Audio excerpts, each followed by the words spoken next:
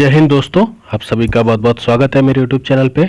आज हम बात करने वाले हैं एडिटोरिया बिहार तथ्य संग्रह। मैं आपको बता दूं कि ये हम पढ़ रहे हैं और इसमें हम आज पढ़ेंगे आधुनिक बिहार का इतिहास। आपको मैं बता दूं, मैंने मध्यकालीन और एंशंट ये दोनों पढ़ा चुका हूं। अब हम मॉडर्न बिहार का इतिहास पढ़ेंगे। तो चलिए स्टार्ट करते हैं।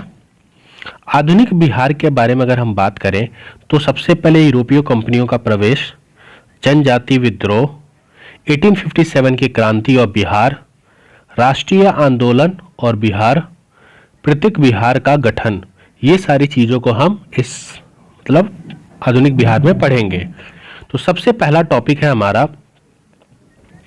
यूरोपीय कंपनियों का प्रवेश। बिहार में सर्वप्रथम पुर्तगाली आए थे। तो बिहार में सर्वप्रथम कौन आए थे? पुर्तगाली आए थे। ठीक है, जो हुगली से पटना नाव द्वारा व्यापार करते थे। तो बिहार में सर्वप्रथम कौन आए थे? पुर्तगाली आए थे और ये हुगली से पटना नाव द्वारा क्या करते थे? व्यापार करते थे। वे पटना से सोरा, सूती वस्त्र, चीनी मिट्टी के बर्तन और मसाले आदि का प्राप्त किया करते थे।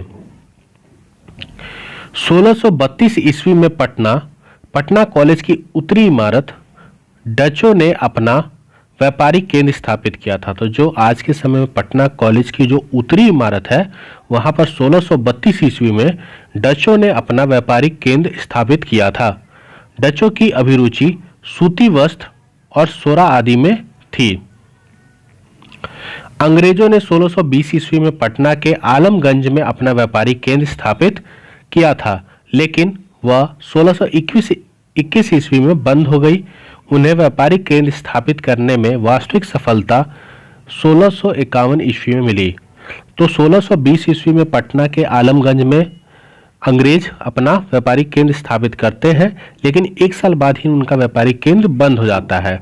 उसके बाद जब वास्तविक सफलता उनको कब प्राप्त होती है? 1651 ईस्वी में वो अपना व्यापारिक केंद्र पटना में स्थापित करते हैं। तो डचों ने 1632, ये चीज याद रखिएगा। अंग्रेज यात्री पीटर मुंडी 1632 ईस्वी में बिहार आया था। उसने यहाँ व्यापार की संभावनाएं देखी तथा डच कंपनी को व्यापार करते हुए देखा। तो अंग्रेजी यात्री कौन था? पीटर मुंडे। ये 1632 में बिहार आया था और इसने व्यापार की संभावनाएं यहाँ देखी, इसलिए दोबारा क्या किया? अंग्रेजी व्यापारिक केंद्र को यहाँ बिहार में स्थापित करने में, सफलता प्राप्त करने में इसने ध्यान दिया।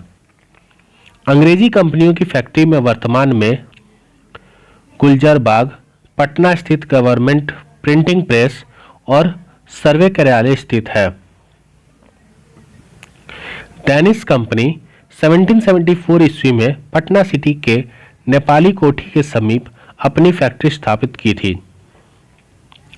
मुगल शासक फर्रुखसियार 1713 से 1719 ईस्वी ने, मतलब इसका कार्यकाल है, 1717 ईस्वी में अंग्रेजों को भारत में कहीं भी व्यापार करने एवं सिक्का प्रयोग करने की मान्यता दे दी और यही इसकी गलती थी। जो फर्रुखसियार था इसने 1717 ईस्वी में अंग्रेजों को भारत में कहीं भी व्यापार करने और सिक्के प्रयोग करने की मान्यता दे दी। इसकी घोषणा को ईस्ट इंडिया कंपनी का मैग्ना कार्टा कहा जाता है। अब देखिए बहुत बहुत इंपॉर्टेंट है ये एक मिनट, सॉरी, ये याद कर लीजिएगा कि भारत ईस्ट इंडिया कंपनी का मैग्ना कार्टा किसे कहा जाता है? तो ये आपका जब उनको क्या व्यापार करने और सिक्के का प्रयोग करने की जब इन्हें वो मिल गई, मान्यता मिल गई फर्रुखसियार से 1717 ईस्वी में, 17 ईस्वी में, तो इसे ईस्ट इंडिया कंपनी का मैग्ना कार्टा कहा जाता है। आगे बढ़ते हैं। बंगाल, बिहार और अंग्रेज। अंग्रेजी कंपनी 1717 ईस्वी में व्यापारिक अधिकार प्राप्त हो गया था। दूसरी ओर बंगाल के नवाब अलवर्दी खान मुगलों से हटकर स्वतंत्र सत्ता चला रहे थे, अतः व्यापारिक हितों के लिए संघर्ष स्वाभाविक था। भाई अगर आप हट के चलाएंगे सत्ता तो व्यापार के लिए आपको हित के लिए संघर्ष करना ही पड़ेगा। 1756 ईस्वी में अलवर्दी खां की मृत्यु के बाद उसका नाती सिराजुद्दौला बंगाल का नवाब बनता है। 1756 में अलवर्दी खां की मृत्यु हो जाती है तो उसका जो नाती था सिराजुद्दौला वो बंगाल का नवाब बनता है। 23 जून 1757 ईस्वी में अंग्रेजों और सिराजुद्दौला के मध्य एक लड़ाई होती है जिसको हम पलासी का युद्ध कहते हैं। तो याद रखिएगा, पलासी का युद्ध कब हुआ था? 1757 में। किसके बीच हुआ था? अंग्रेजों और सिराजुद्दौला के बीच हुआ था। और इसमें जीत किसकी होती है? सिराजुद्दौला इसमें पराजित हो जाता है, अंग्रेज इसमें जीत जाते हैं। पलासी का युद्ध 1757 इंपॉर्टेंट है। उसके बाद मीर जाफर को कठपुतली नवाब बनाया जाता है। कहाँ का? बंगाल का। 1760 ईस्वी में मीर जाफर की जगह उसके दामाद मीर कासिम को नवाब बना दिया जाता है। तो 1760 में मीर कासिम की जगह मीर जाफर की जगह मीर कासिम को उसका नवाब बना दिया जाता है। मीर कासिम ने अंग्रेजों के हस्तक्षेप को कम करने के उद्देश्य से अपनी राजधानी मुंगेर स्थानांतरित कर दी। ये क्वेश्चन भी इंपॉर्टेंट है, मैं आपको बताता हूँ। पूछता है कि अपनी राजधानी को मुंगेर किसने स्थापित की, चेंज किया? तो याद रखिएगा, मीर कासिम ने। मीर कासिम ने अपनी राजधानी को मुंगेर स्थापित कर दिया था। क्यों? क्योंकि अंग्रेज हस्तक्षेप कम कर सके। स्थानीय व्यापारियों पर से करों को समाप्त कर दिया। इससे ब्रिटिश व्यापारियों को परेशानी होने लगी और अंग्रेजों ने 1763 ईस्वी में मीर कासिम को हटाकर पुनः मीर जाफर को नवाब बना दिया। तो पहले मीर जाफर था कठपुतली नवाब, जब देखा कि मीर जाफर अच्छा काम नहीं कर रहा है तो मीर कासिम को बना दिया। मीर कासिम ने अपनी राजधानी को मुंगेर स्थापित कर दी। व्यापारियों पे जो कर था उसको समाप्त कर दिया। अब ब्रिटिश व्यापारियों को इससे दिक्कत होने लगी तो उसको फिर हटा के 1763 में किसको कर दिया? मीर जाफर को नवाब बना दिया। 1763 में मीर कासिम भागकर पटना आ गया। पटना में उसने अंग्रेजी फैक्ट्री पर अधिकार कर लिया। जो अंग्रेजी फैक्ट्री थी उस पर अधिकार कर लिया 1763 में। इसके बाद वह अवध के नवाब सुजाउद्दौला, याद रखिएगा अवध के नवाब सुजाउद्दौला, मुगल बादशाह शाह आलम द्वितीय से मिला। कौन? मीर कासिम। तीनों की संयुक्त सेना और अंग्रेजों हेक्टर मुनरो के नेतृत्व में 22 अक्टूबर 1764, ये भी इंपॉर्टेंट है आपके लिए, बक्सर का युद्ध हुआ। तो बक्सर का युद्ध कब होता है? 1764 22 अक्टूबर को होता है। किसके किसके बीच होता है? तो तीनों की संयुक्त सेना। तीन कौन?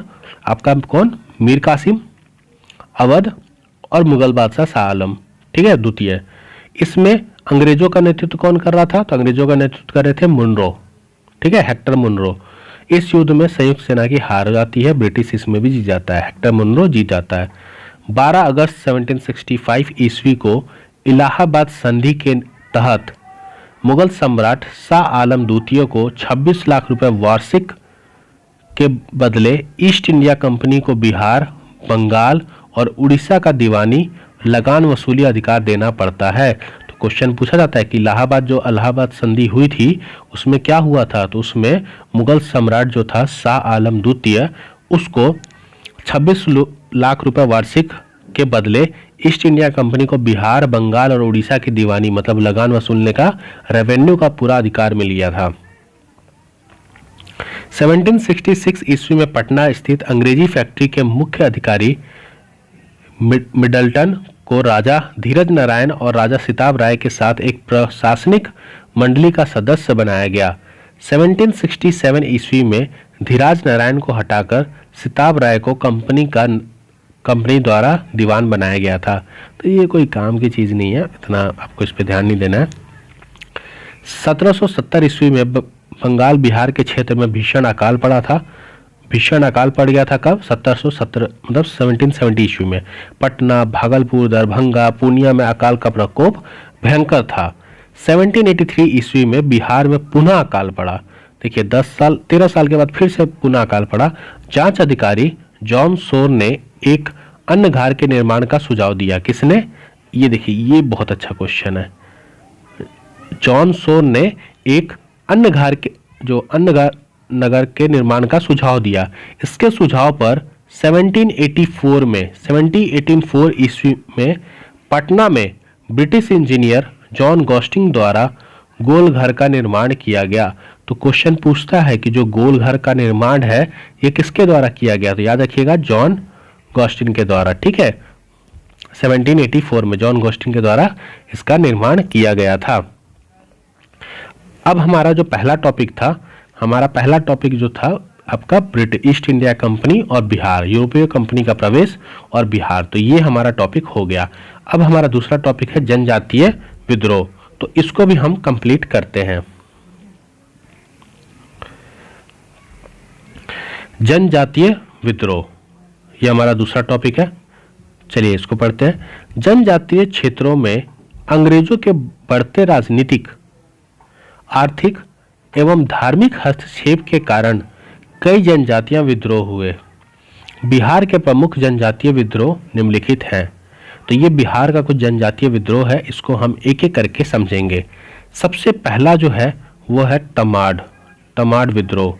कब हुआ था? 1789 से लेकर 94 तक तमाड़ विद्रोह।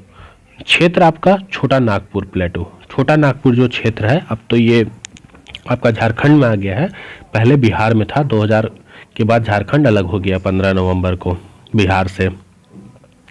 कितना प्रतिशत? तो आपका 45% जमीन या 46% जमीन बिहार का झारखंड में मिल गया। तो दूसरा है चेरो विद्रोह। 1800 ईस्वी से लेकर 1802 ईस्वी के बीच हुआ था पलामू में, और इसका नेतृत्व कौन कर रहे थे? भूषण सिंह। ठीक है, तो भूषण सिंह, पलामू क्षेत्र में विद्रोह हुआ था। कौन सा? चेरो विद्रोह। फिर आता है हो विद्रोह। हो 1820 से लेकर 21 सिंहभूमि में। ठीक है, सिंहभूम। कोल विद्रोह, कोल कोयला छोटा नागपुर प्लेटू, ऐसे याद रखिएगा, कोल कोयला छोटा नागपुर प्लेटू 1831-32 बुधो भगत। ठीक है,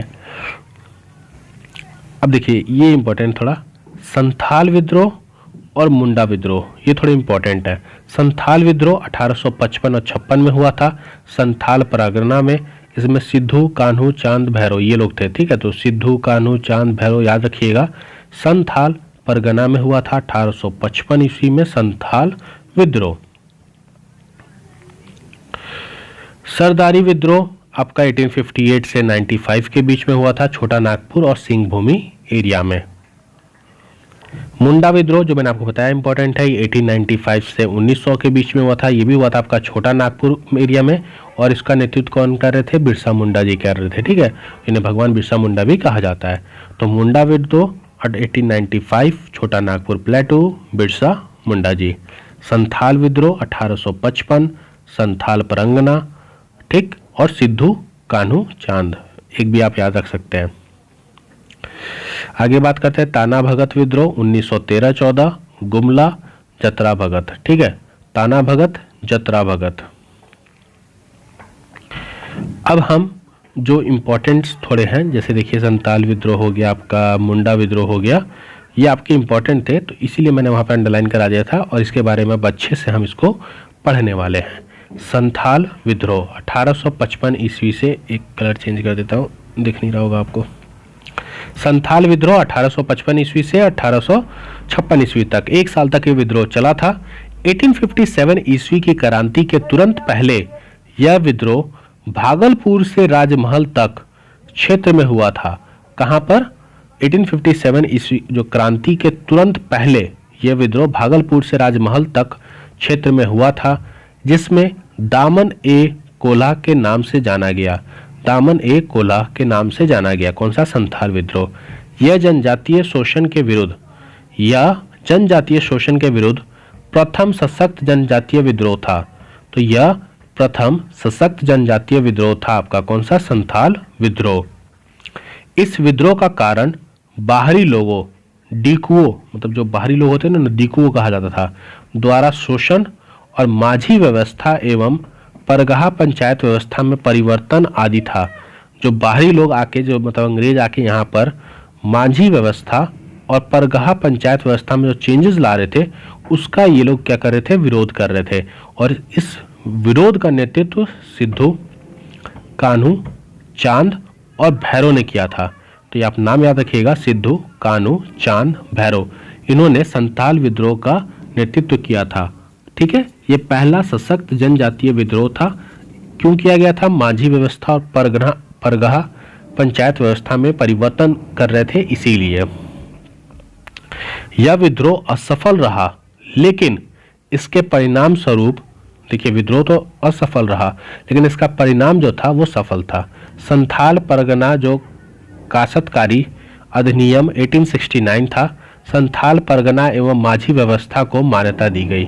मतलब जो संथाल परगना काश्तकारी अधिनियम जो चेंजेस ला रहे थे वो चेंजेस नहीं लाया गया, और संथाल परगना और माझी व्यवस्था को मान्यता दे दी गई कि ठीक है, इसमें हम ज़्यादा चेंजेस नहीं करेंगे। तो ये था आपका संथाल विद्रोह। आई होप अच्छे तरीके से क्लियर हुआ होगा।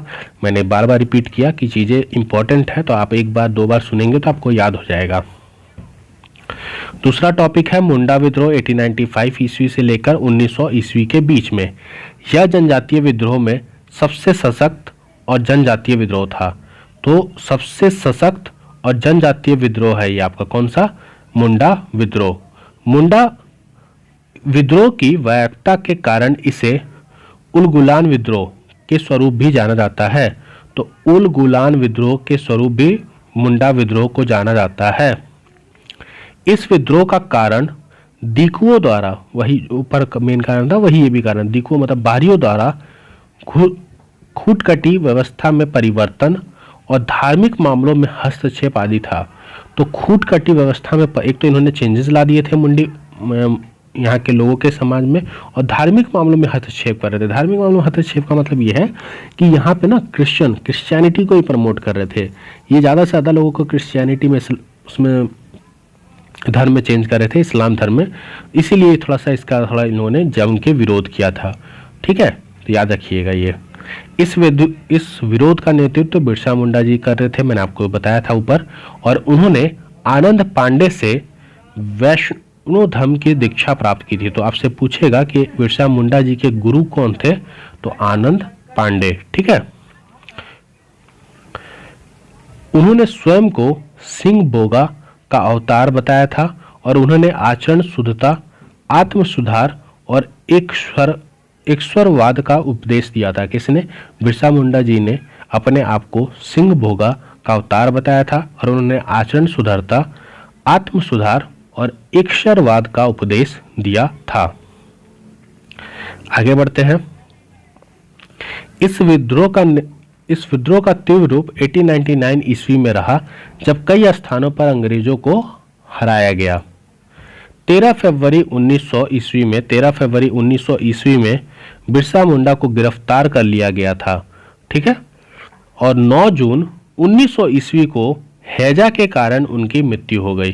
तो 3 फरवरी 1900 ईस्वी में बिरसा मुंडा जी को गिरफ्तार कर लिया गया, और 9 जून 1900 ईस्वी में हैजा के कारण इनकी मृत्यु हो जाती है। विरोध का परिणाम स्वरूप क्या था? जो आपकी खूटकटी व्यवस्था थी उसे पुनः लागू किया गया। छोटा नागपुर काश्तकारी अधिनियम 1908 को पारित किया गया। तो अगर हम देखें इन दोनों चीज़ों को, तो इस आंदोलन से आपका बिरसा मुंडा आंदोलन हो गया, मुंडा विद्रोह, और संताल विद्रोह ने भले ये जीत नहीं पाए, लेकिन इन्होंने जिस मांग थी, जो इनके मतलब जिस हक के लिए लड़ रहे थे, उस हक को पाने में इनको बहुत ही सफलता प्राप्त हुई। तो आज हमने 2 टॉपिक पढ़े। कौन कौन सा टॉपिक आपका पढ़ा? एक मैंने आपको पढ़ाया यूरोपीय कंपनियों का प्रवेश। तो ये 2 टॉपिक हमारे कंप्लीट हो चुके हैं, यूरोपीय कंपनियों का प्रवेश और जनजाति विद्रोह। जो नेक्स्ट क्लास होगी हमारी, उसमें हम 1857 की क्रांति और बिहार और राष्ट्रीय आंदोलन और बिहार को देखेंगे। आई होप आपको ये वीडियो अच्छा लगा। कोई भी डाउट है तो कमेंट कीजिएगा। मिलते हैं नए क्लास में। जय हिंद।